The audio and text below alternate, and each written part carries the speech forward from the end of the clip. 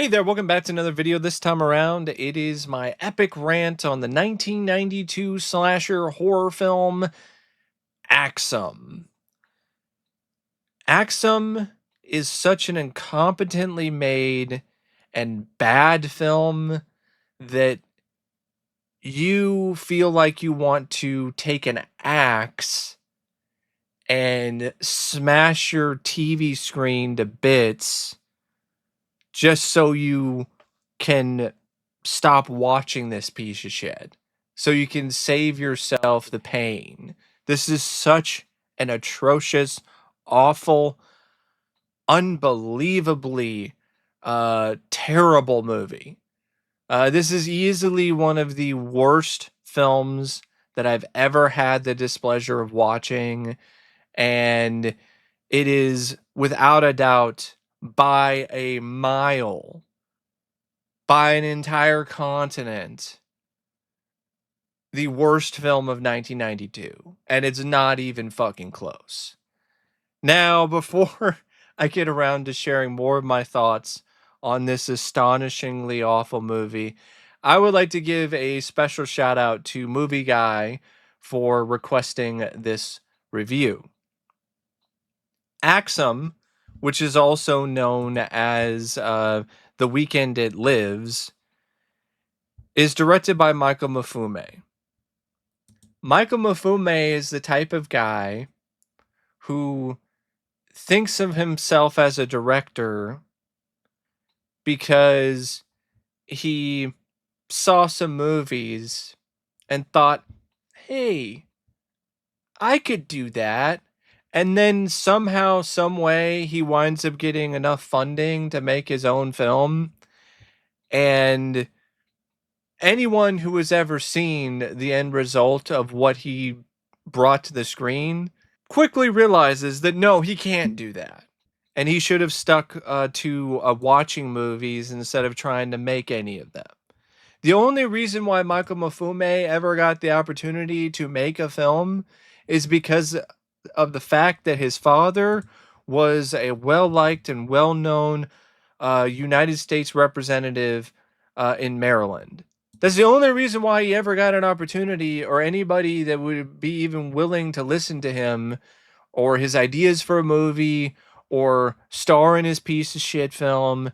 And the world is not better off for it, in my opinion. There are people who love this movie. A lot of the same people who buy every trash film that Vinegar Syndrome releases. And those type of people, in my opinion, they just like trash. They're like a bunch of cinematic raccoons or some shit. They just like the taste of trash. I'm not one of them. This was not so bad it's good. It was just bad. And a big part of it is the direction. Mfume is a miserable director. He doesn't know how to frame his shots well. He doesn't know how to utilize camera angles and, honestly, any capacity. Just sets the camera up and just leaves it there, and then just has people talk in front of it, or run in front of it, or just shoots everything in the most static, mobile way possible. When he isn't doing that, it's shaky cam, or it's a bunch of shots you can't even fucking see because he's shooting these scenes at night and you can't see anything. Or he's shooting a group of people who are hanging out in a room together and they're just blabbing at one another, and it's just a cacophony of chaos, and it's hard to follow the conversation, let alone follow any of these characters in terms of what they are doing in the scene, other than them just talking around the table. Any attempt to try to create some atmosphere, any attempt to try to create some sort of suspense or tension or horror is horrible. It is a film that is so poorly done and so poorly made and so poorly directed that it really, in its own way, is almost a feat. Like I said, it's a feat of futility, and in a way that is kind of almost impressive when it comes to just how incompetent and just how bad it is. And the direction is definitely a big part of it. Uh, I, I, it honestly left me speechless at some points.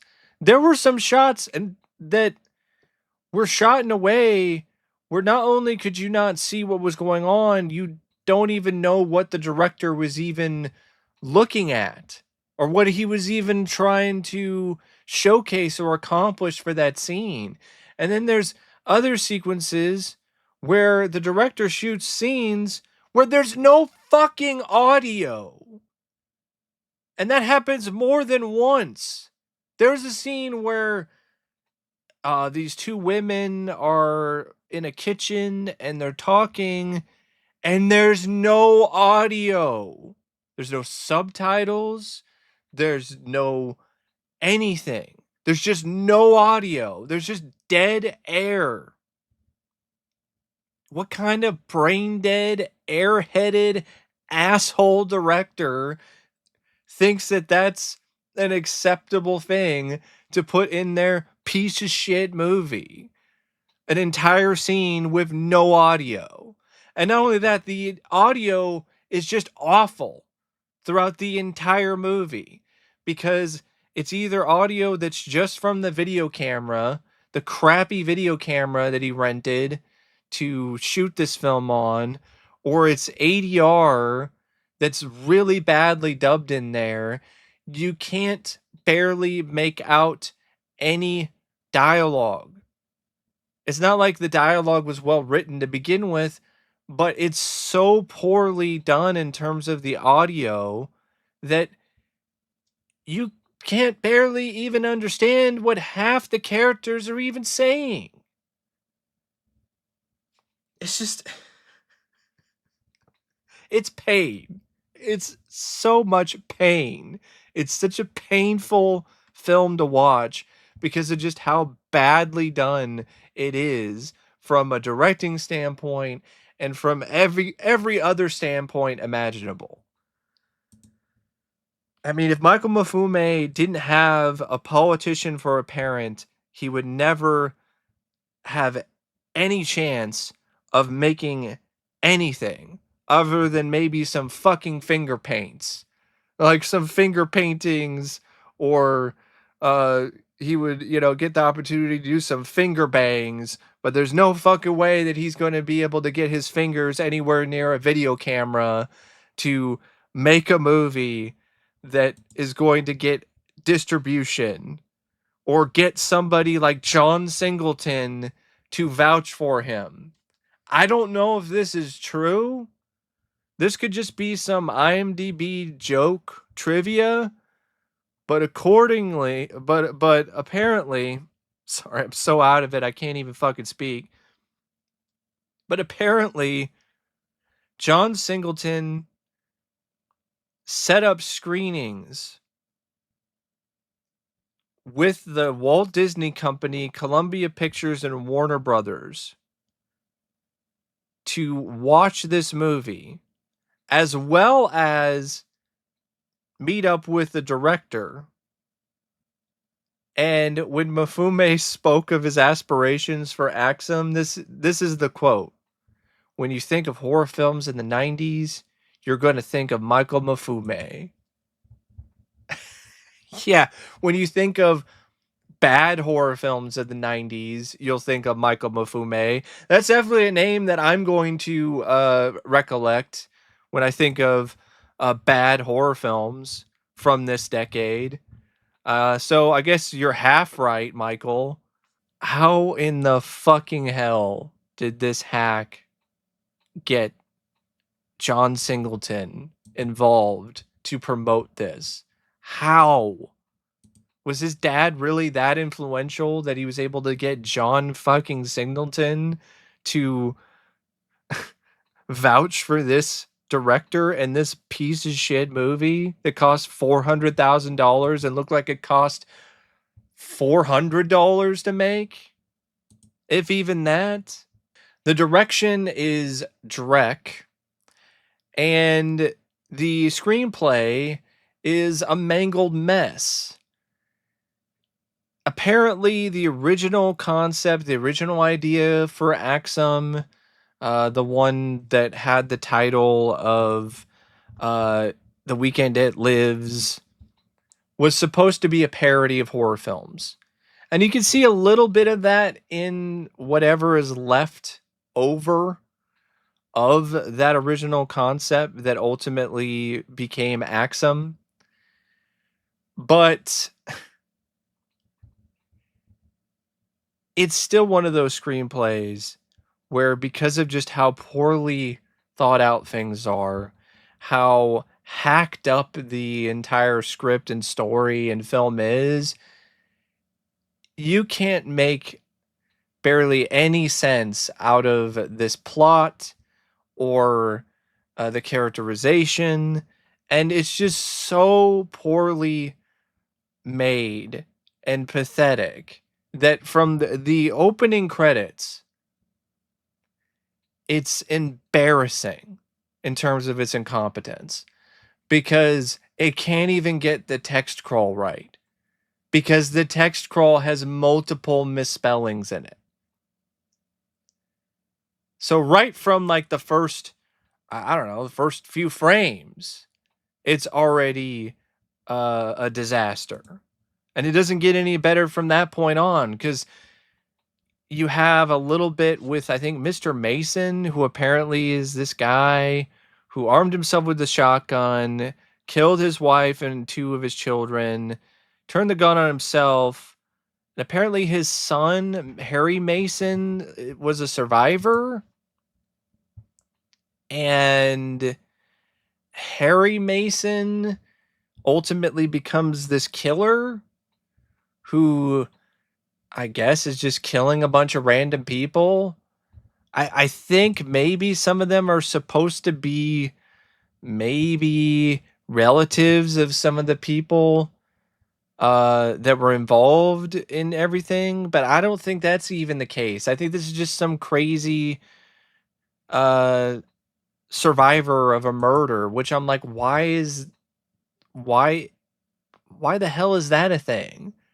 Why is the son of Miss Harry Mason now some kind of slasher who's just going around randomly killing people? Like, why was that the path that character took after what happened?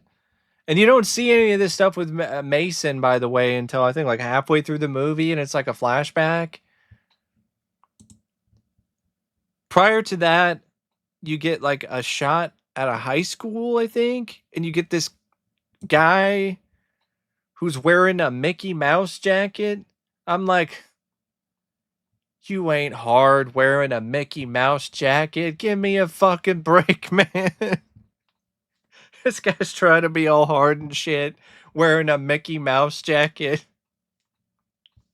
Can you imagine that? Can you imagine that shit? Somebody trying to be all hard, trying to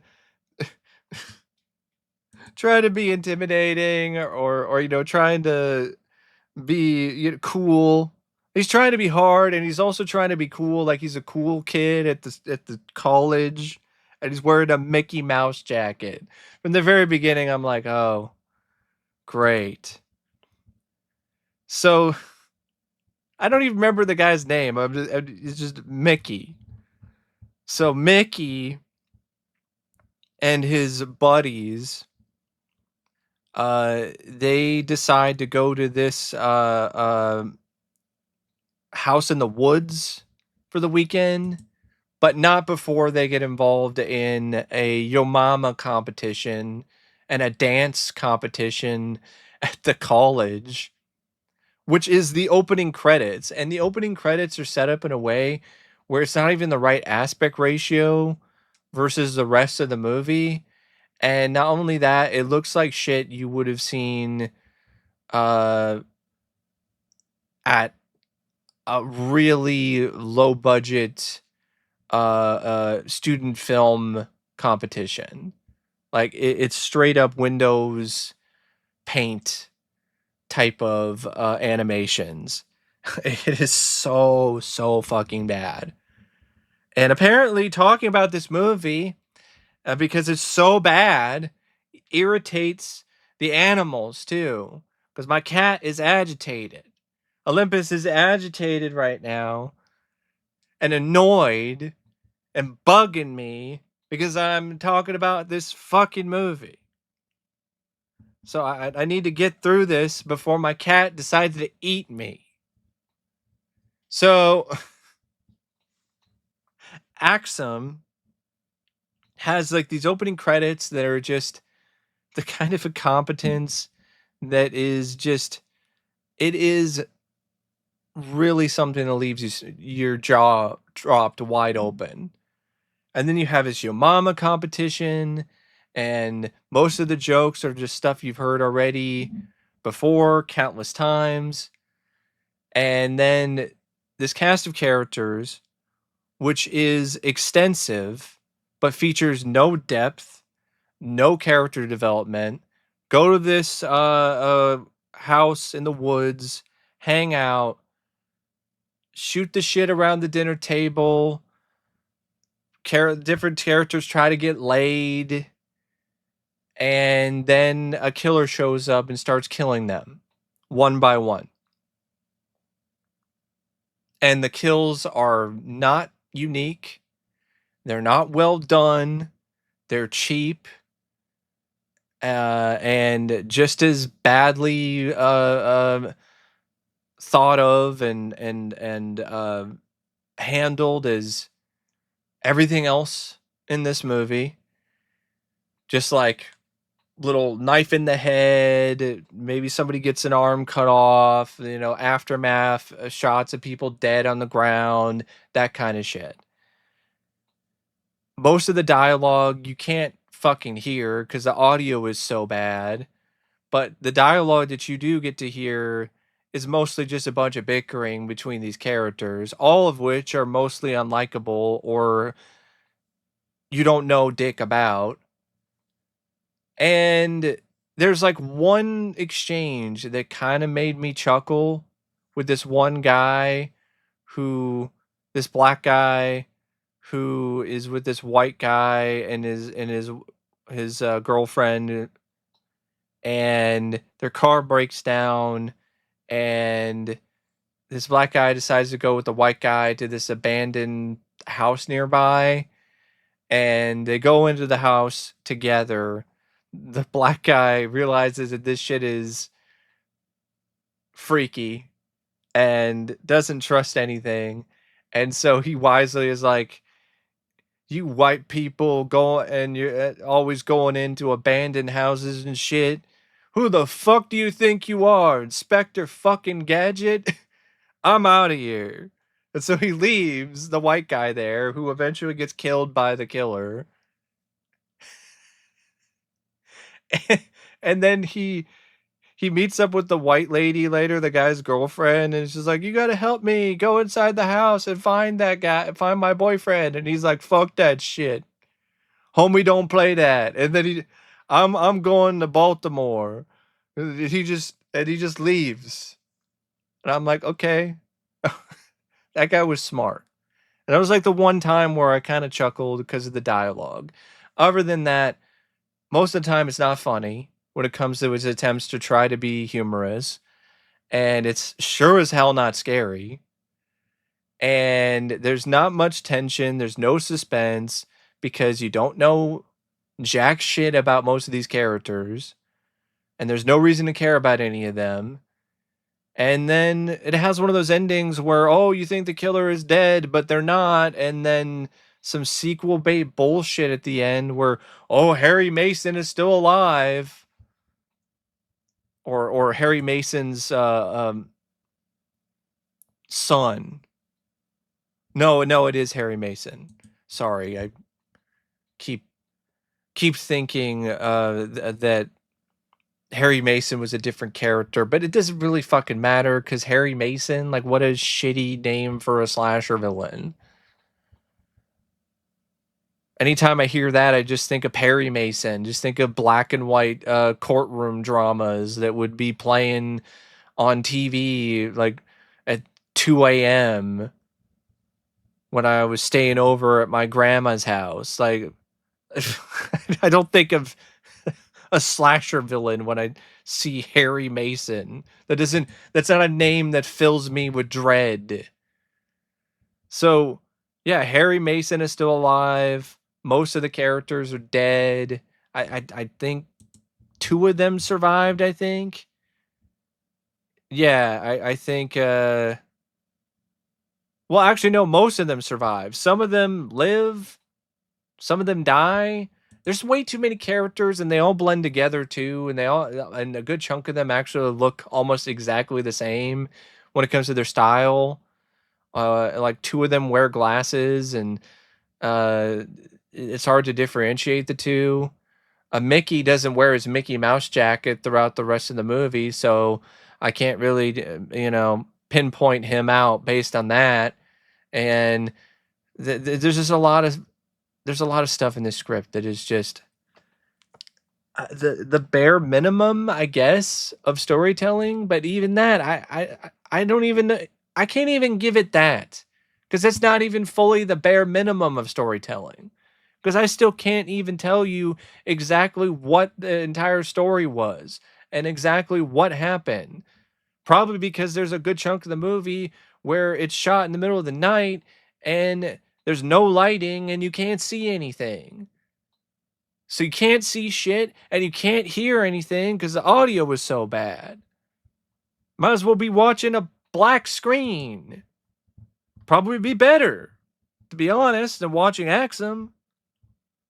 Maybe you could hallucinate something that's a lot more imaginative and a lot better than the movie is, if you stare at the screen long enough. So, I mean, don't really have anything else to say about the script because there's pretty much nothing there in terms of a story or characterization. And when it comes to the cast, I mean, Michael Mfume, who plays Michael, he is really, really bad. He cannot act. He can't direct. He can't write. He can't act. He's a triple threat of terribleness. Sandra Pulley is Kia, not good either. Joe Clair is Tony. Racquel Price is Kendra. Tracy Wiggs is Rock. Maria Copper is Nikki. Kelci Jeter is Tanya. Greg Jones is Sean. Christine Louisa is Erica. Frederick Montgomery is Kevin. Thomas Hunt is Brian. D. Taylor Murphy is Breakfast. I don't know why that guy's name is Breakfast, but okay. Chris Gatewood is Granddad. Yeah, he was particularly bad because he's the one that gave that just a brilliant Oscar-worthy line reading of, "Oh shit," when he got killed by Harry Mason in a closet. And then Harry Mason himself, played by Archie Williams, who's about as intimidating and scary as Archie from the Archie comics. And I love this. I love this credit here. Arthur M. Jolly plays a character named Mother Killed. What?